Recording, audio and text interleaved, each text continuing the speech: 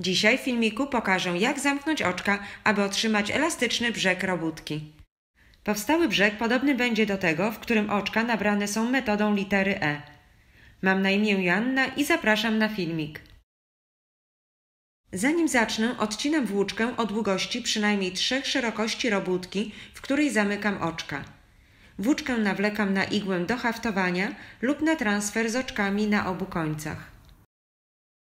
W przedstawionej metodzie zamykania oczek za każdym razem zaangażowane są 3 oczka. W pierwsze wbijam igłę z przodu do tyłu, omijam z tyłu oczko drugie, aby igłą wyjść do przodu przez oczko trzecie, a następnie wbić igłę w oczko drugie z przodu do tyłu.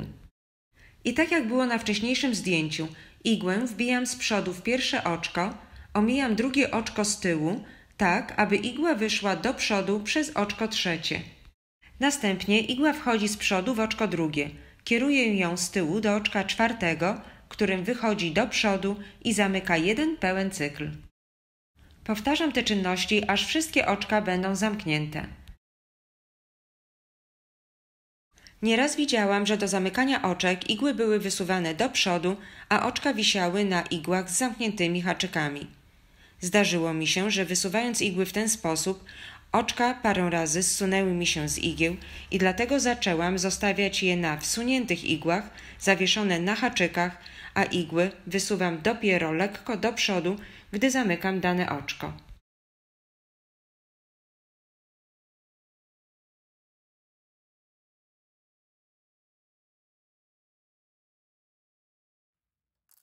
Dla odróżnienia wymieniam igłę na transfer i kontynuuję zamykanie oczek. Często wolę używać transfer zamiast igły, ponieważ nie ma spiczastego końca, dzięki czemu nie wbija się we włóczkę.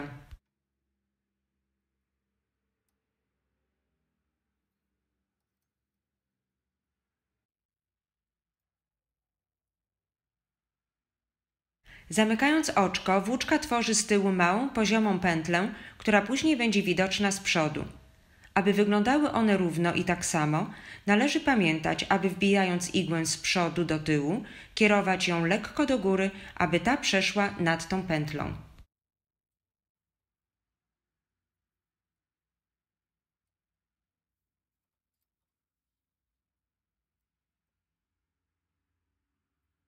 Gdy dojdę do ostatniej igły, włóczkę przekładam przez oczko, zawiązuję pętelkę i zamykanie oczek jest zakończone.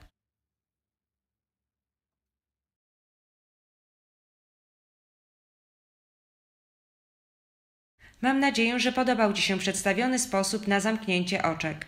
Przydaje się szczególnie wtedy, gdy zależy nam na elastycznym zakończeniu, np. wokół szyi. Jak zawsze zachęcam do zostawiania komentarzy i zadawania pytań, a także do subskrypcji na kanale Maszyna Dziewiarska Krok po Kroku.